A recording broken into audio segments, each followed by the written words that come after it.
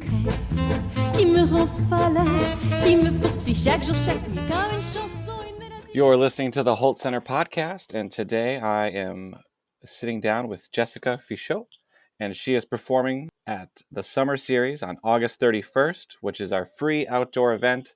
So come on down on August 31st at 5:30 to the Hult Center and check it out. Jessica, thanks so much for talking with me. Thanks for having me. Of course. So we're gonna start right from the beginning in case people aren't familiar with your work. So it is extremely eclectic, and it's an amazing mix of different world sounds. So where did you start? How did this all come together? Well, I grew up in France, and after I moved to the US, I went to college for music in Boston, and then I moved to LA. And the music I had ignored as a child, the French chanson, you call the French music, I started to get more into it after I discovered a lot of bands who would sing here in Los Angeles, who would sing in different languages, particularly Spanish and English. So I got interested in rediscovering the language I had kind of ignored in my youth. And I wasn't ignoring it because I was speaking it every day, but I was ignoring it for music. It just seemed kind of lame to me. And so after I moved to LA, I was like, everybody else is doing music in English. I want to do something that's different. And I started to listen to kind of older songs in French. And so that got me started with the French music that I started writing, kind of rediscovering that the sung French language I had ignored as a kid. And then my mom is originally from Shanghai, from China. And so I was like, okay, my Chinese is terrible, but I'm going to learn a little bit more. Learn some songs in Chinese. And then I started writing some songs in Chinese with the help of a lyricist. And I got into that as well. And, living here in California, I started speaking more Spanish, and I started singing some songs from Mexico, doing some covers in different languages. So that kind of got me started in singing music in different languages. So French is kind of the main language I write in for my band, but I sing also in English and Mandarin Chinese and in Spanish.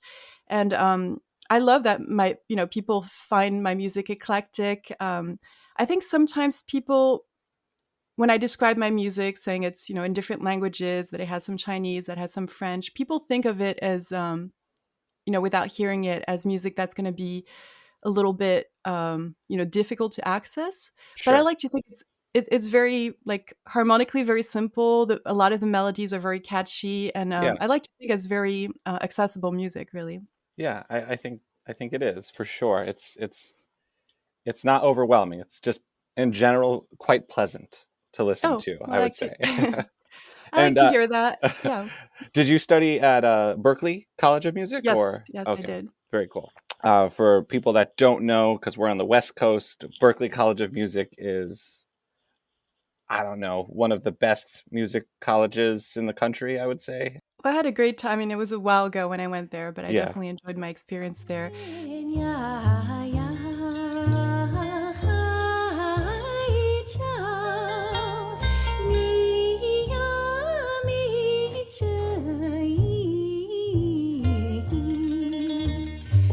What are the challenges that you faced as an independent artist, and how have you overcome these?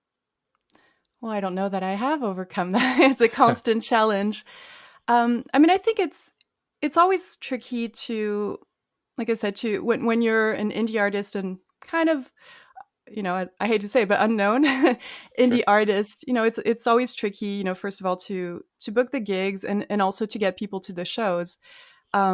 And it's still something I struggle with, but I think I work with an agent now. She books these really cool venues, like the Hult Center, for example. It's not something that would be easy to access for a lot of independent musicians, but because of the style of music I do, because it's cultural, and also because you guys have a free summer concert series that's accessible to the public, it's cool to be able to play these kinds of venues.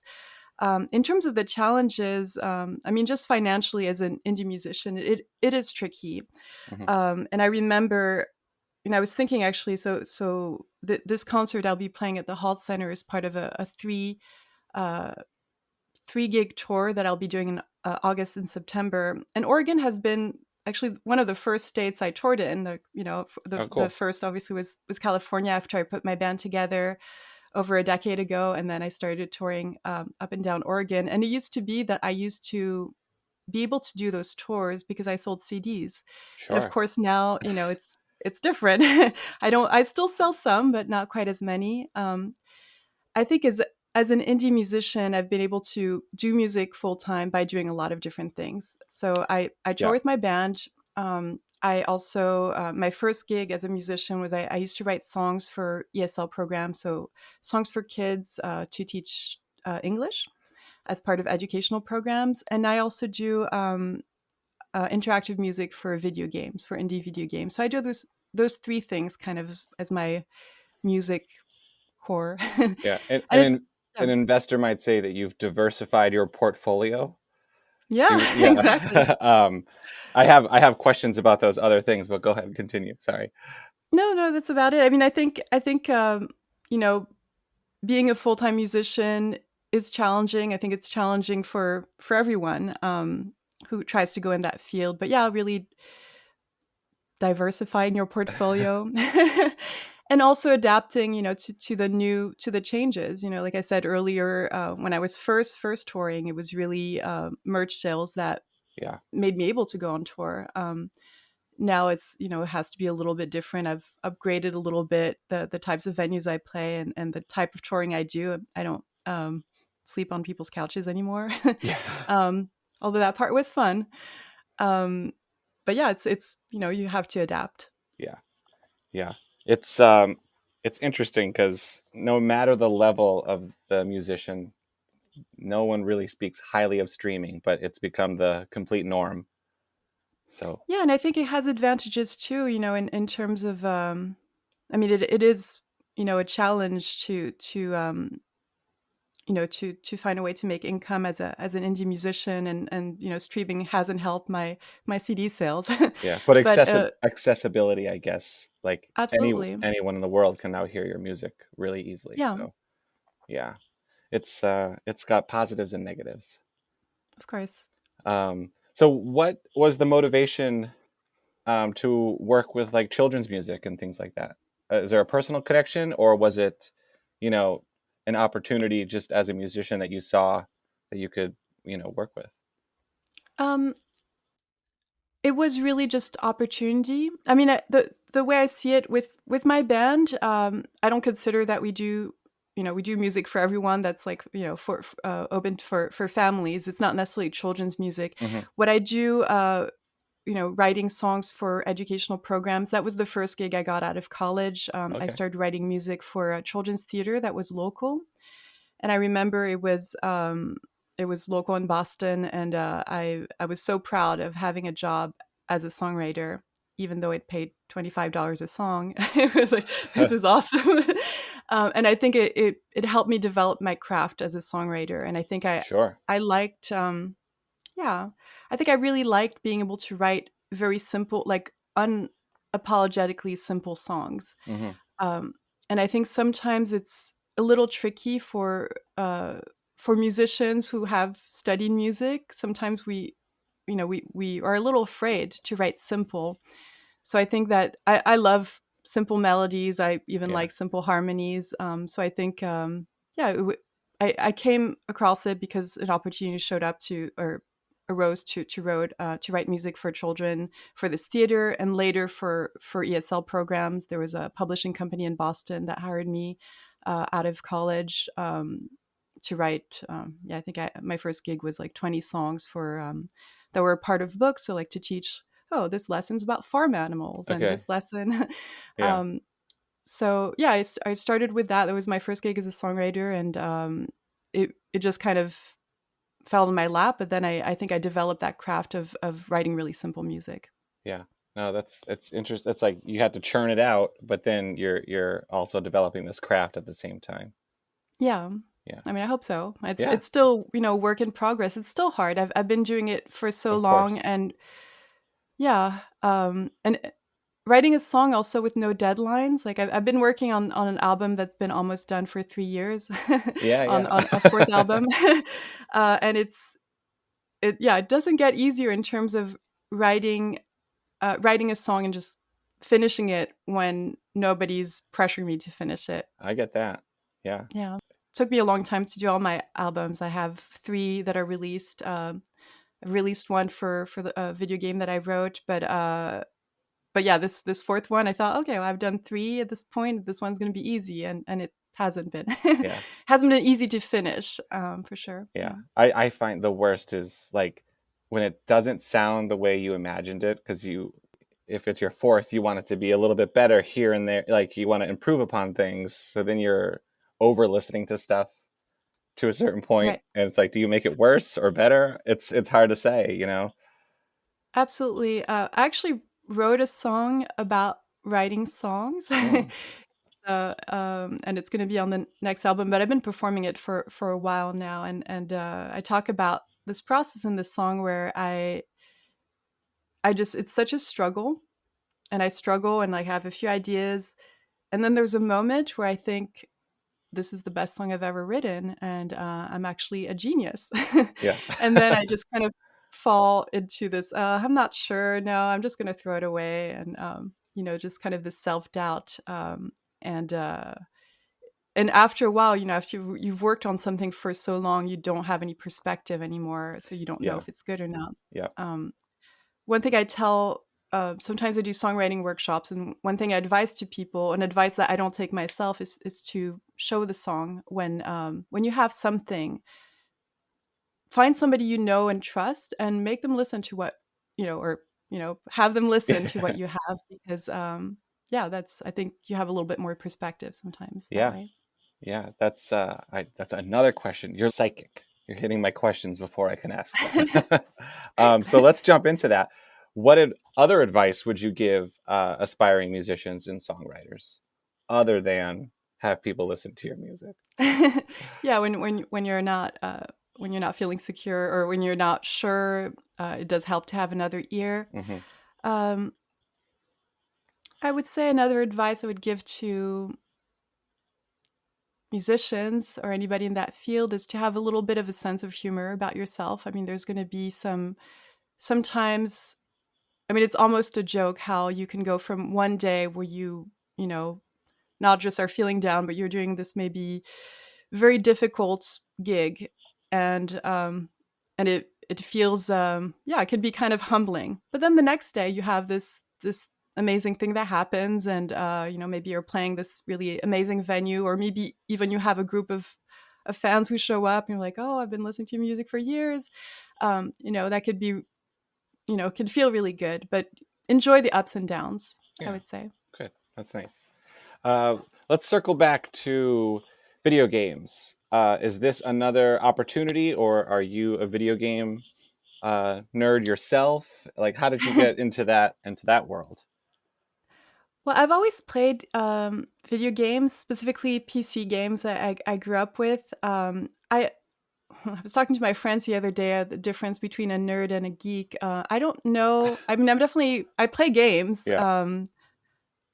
I I would be hesitant. I mean, I don't know if I would qualify as a gamer, but I've been playing games all my life, and I love indie games, like the games that I played as a kid. Hmm. Now there's kind of a revival of the style in the indie world, and so yeah, I started to write for games. I took an online class actually at Berkeley Online a few years ago, Okay. and then to learn specifically about sound design, and especially interactive music. So music that works. It's almost more important that the music works for the context as opposed to the music being good. Like if you have good music that just keeps on looping in a game, it just kind of drives you crazy. The music shouldn't feel overwhelming if you're Yeah. playing a very calm game, or maybe just exploring the world. It learning about this type of music that's more atmospheric Hmm. doesn't feel like it's bothering you. Hmm. It's that was tricky, but also how to integrate it in the game. I don't know a lot of programming, but there's middleware software where you can integrate the music in a game. And also when you're writing the music, you have to figure out, okay, how is this actually going to work? Like here we have a loop. Here maybe when your big boss arrives, maybe the music changes. Yeah, How is it going to change in a way that it's doesn't feel like it's changing? It's seamless. Like all this is quite, it's quite tricky and gets a little bit technical. yeah, because But it's fun too. you're doing music cues, but they can't rely on just one solid piece of music because someone could walk from one end of the screen much slower than someone else. So like to Exactly. get to the boss fight, that might, for someone it might take 5 seconds, for someone else it might take 10 seconds. So that cue still has to work And with, for some people, it yeah, might take 5 hours. yeah, So either, exactly.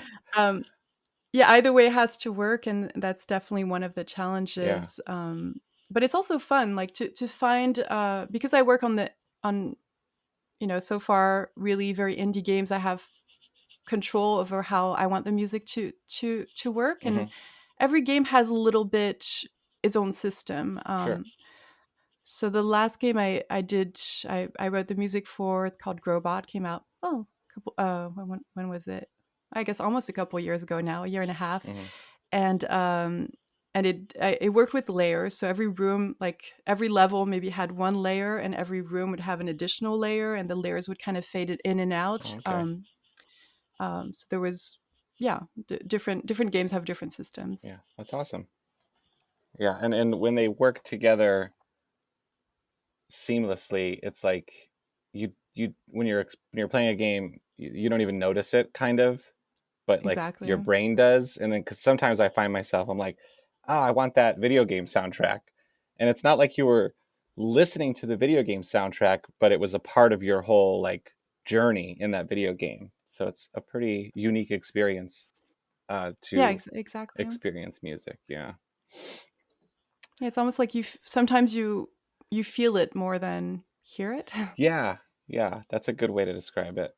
It's video games have a unique power.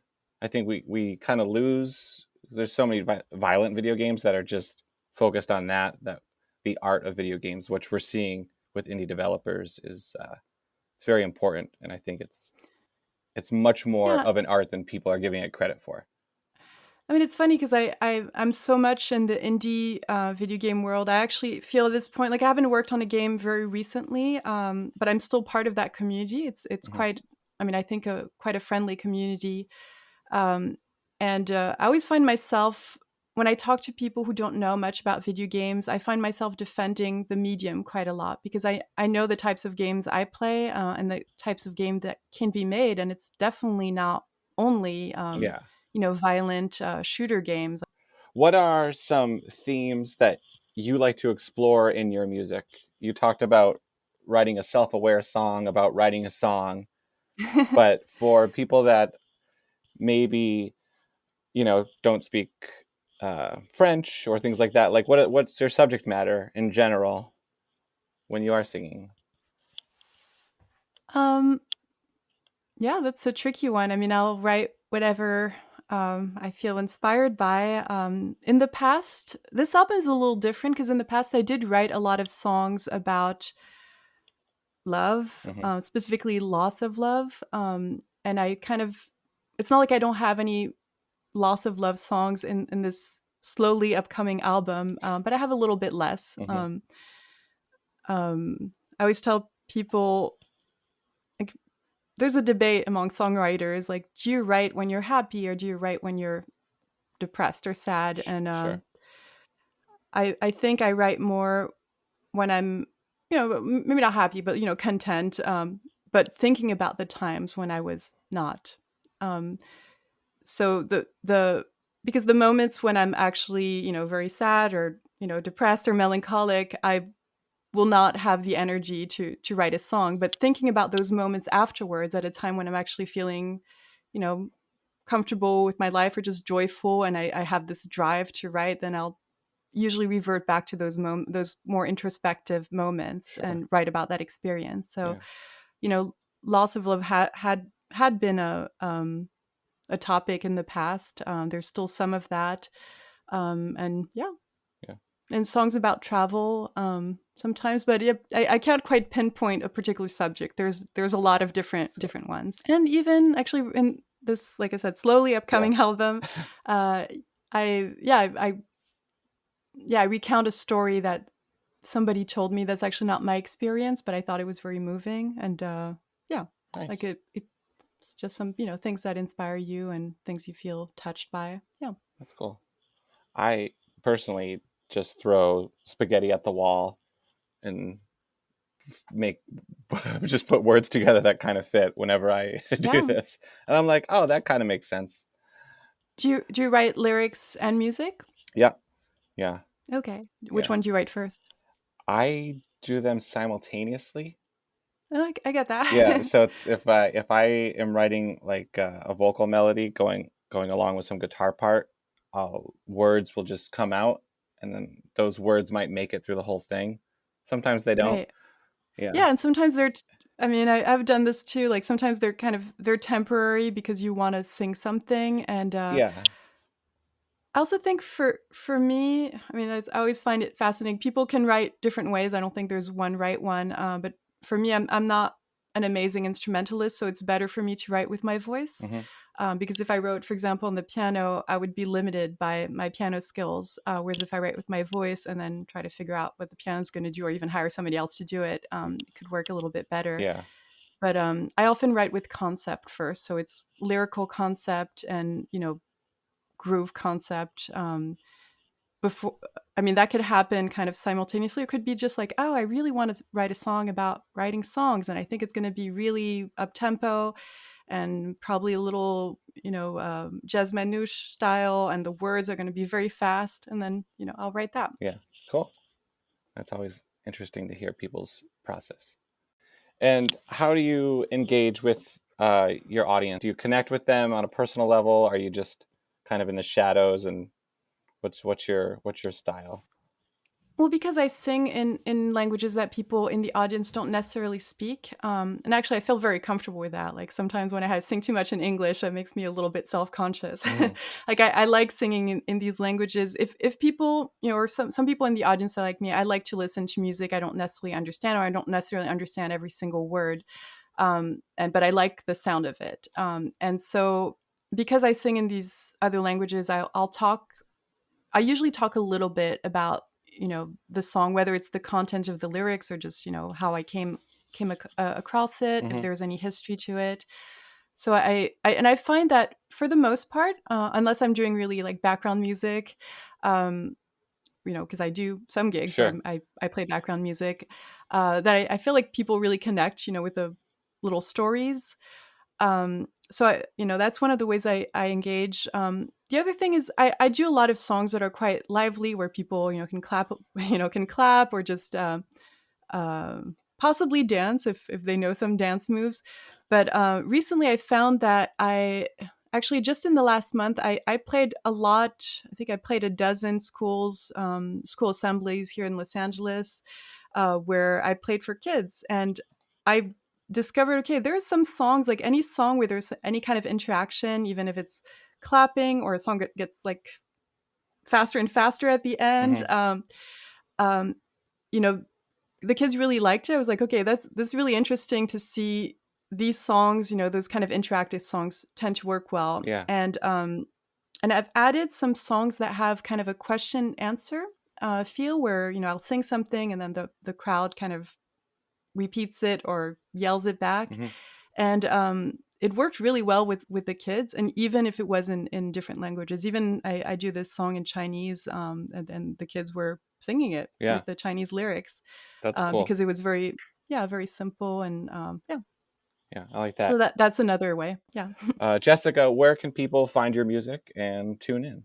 Well, I have a website. It's www.jessicasongs.com. I use the website Jessica Songs because people don't always know how to write my name, which is Jessica Fichot.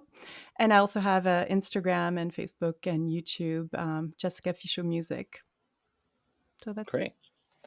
Awesome. So come on down to the Hult Center Thursday, August 31st at 5:30 for our free summer series show with Jessica Fichot. It's going to be great. Thanks so much. Thank you. Ya la la la, ce secret qui me hante le ya la la la, ya la la la, ya la, si je le garde, je deviens folle.